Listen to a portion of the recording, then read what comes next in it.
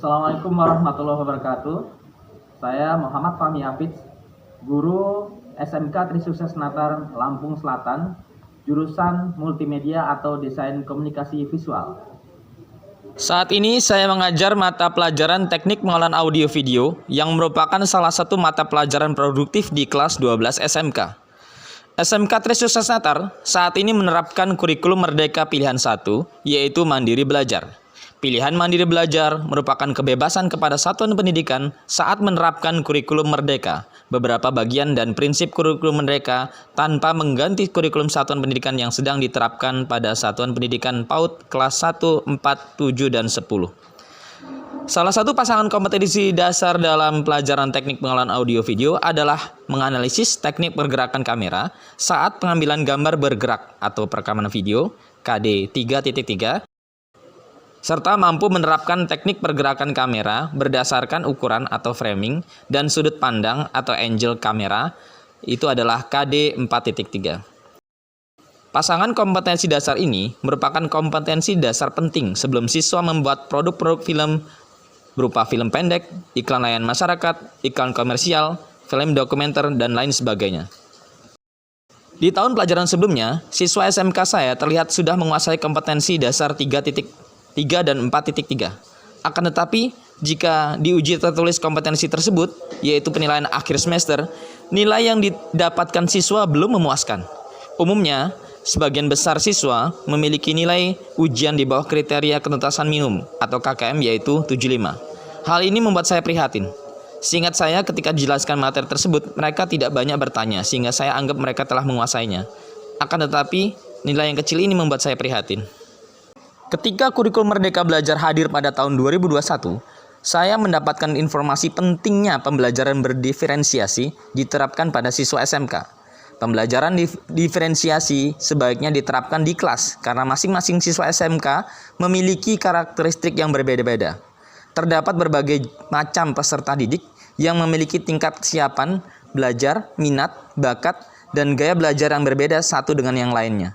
Oleh karena itu, mereka memerlukan pelayanan pengajaran yang berbeda satu dengan lainnya, sehingga mereka dapat mengerti kompetensi dan materi pembelajaran sesuai dengan ciri khas dan keunikan masing-masing, agar mereka dapat berkembang secara optimal. Oleh karena itu, perlu adanya suatu proses pembelajaran yang memperhatikan ciri khas dan perbedaan individu peserta didik.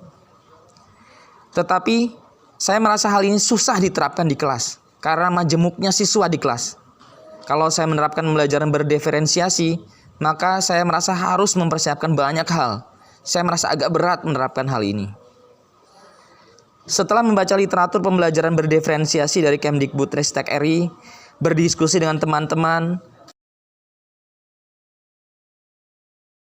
serta melihat contoh video best practice pembelajaran berdiferensiasi di platform kurikulum Merdeka Mengajar, saya merasa tertantang untuk menerapkan pembelajaran berdiferensiasi tersebut pada siswa SMK yang saya ajar.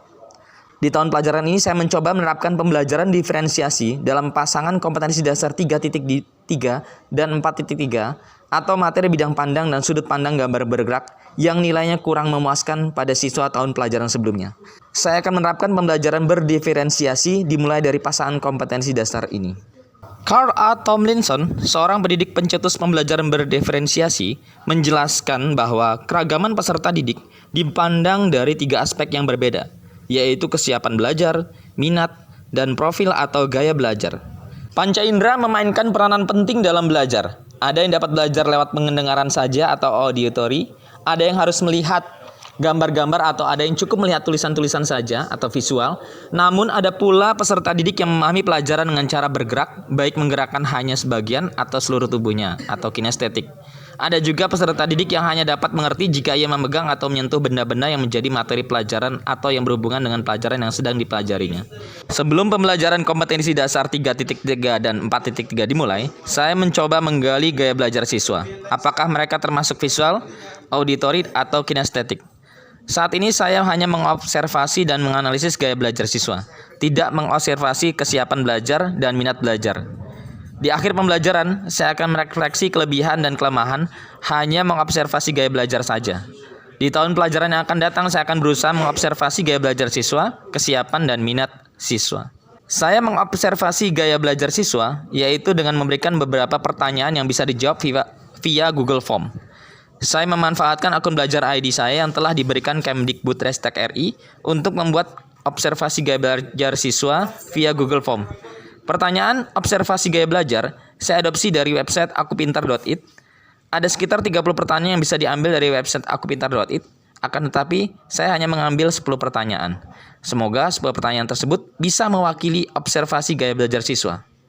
Setelah soal siap, saya merubah link soal Google Form menjadi bit.ly, yaitu bit.ly/GB SMKTS, agar siswa mudah mengetik alamat soal observasi gaya belajar tersebut. Masing-masing siswa mengerjakan soal-soal tersebut sesuai dengan gaya belajar mereka masing-masing. Setelah melakukan observasi gaya belajar siswa via Google Form, saya mencoba menganalisis hasilnya lewat Google Sheet yang terintegrasi dengan akun belajar ID. Sesuai dengan dugaan, siswa kelas saya majemuk gaya belajarnya. Akan tetapi, saya tetap membentuk 3 kelompok siswa yang terdiri atas visual, auditory, dan kinestetik. Siswa tersebut nantinya akan diberikan tugas-tugas visual, auditory, dan kinestetik. Harapannya, mereka bisa menjadi tutor sebaiknya bagi teman-temannya, walaupun berbeda gaya belajarnya.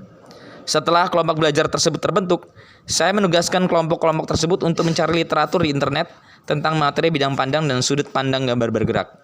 Ada yang mencari di website, dan ada juga yang mengamati video tutorial di YouTube. Sebagai guru, saya juga menjelaskan sedikit bagian tentang materi tersebut. Selain itu, saya juga mendemonstrasikan beberapa bagian dari materi. Agar lebih dimengerti lagi, saya meminta salah satu siswa kinestetik maju ke depan untuk mempraktekkan materi tersebut. Gabungan metode observasi literatur, metode mengamati video, metode ceramah, metode demonstrasi, dan metode praktek ini menurut saya sangat efektif untuk seluruh siswa dengan gaya belajar yang berbeda-beda. Metode tersebut juga termasuk dalam diferensiasi konten, yaitu menyesuaikan bagaimana konten yang akan diajarkan atau dipelajari itu akan disampaikan oleh guru atau diperoleh oleh peserta didik berdasarkan profil gaya belajar yang dimiliki oleh masing-masing peserta didik. Agar pemahaman siswa lebih komprehensif, saya memberikan beberapa soal tertulis kepada kelompok siswa lewat Google Form, yaitu di bit.ly TPAV bab 3. Mereka mengerjakan soal-soal tersebut sambil berdiskusi dalam kelompok. Pada diskusi kelompok ini, menurut saya, siswa visual dan siswa auditory sangat berperan penting dalam memahami soal tertulis yang ada. Selain itu, mereka diberikan tugas membuat video tentang materi, bidang pandang, dan sudut pandang gambar bergerak.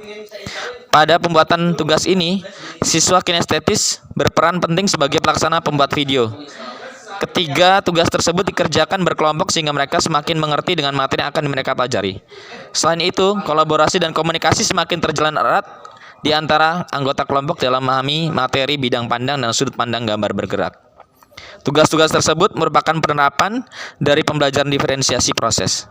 Pembelajaran diferensiasi proses yang dimaksud adalah kegiatan yang bermakna bagi peserta didik sebagai pengalaman belajarnya di kelas, bukan kegiatan yang tidak berkorelasi dengan apa yang sedang dipelajarinya. Kegiatan-kegiatan yang dilakukan oleh peserta didik ini tidak diberi penilaian kuantitatif berupa angka, melainkan penilaian kualitatif, yaitu berupa catatan-catatan umpan balik mengenai sikap, pengetahuan, dan keterampilan apa yang masih kurang dan perlu diperbaiki atau ditingkatkan oleh peserta didik. Di akhir pembelajaran, saya memberikan 3 pilihan asesmen atau penilaian kepada mereka sesuai gaya belajar mereka masing-masing. Untuk siswa visual, diberikan asesmen berupa tulisan tentang materi bidang pandang dan sudut pandang gambar bergerak. Untuk siswa auditory, diberikan asesmen menjelaskan tentang materi bidang pandang dan sudut pandang gambar bergerak. Sedangkan untuk siswa kinestetik, diberikan asesmen mempraktekkan materi bidang pandang dan sudut pandang gambar bergerak sesuai instruksi saya. Dengan asesmen yang berbeda-beda seperti ini, diharapkan mereka semakin menguasai materi bidang pandang dan sudut pandang gambar bergerak sesuai dengan gaya belajar mereka masing-masing. Siswa pun diharapkan termotivasi belajar dan melakukan asesmen karena semua telah disesuaikan dengan gaya belajar mereka.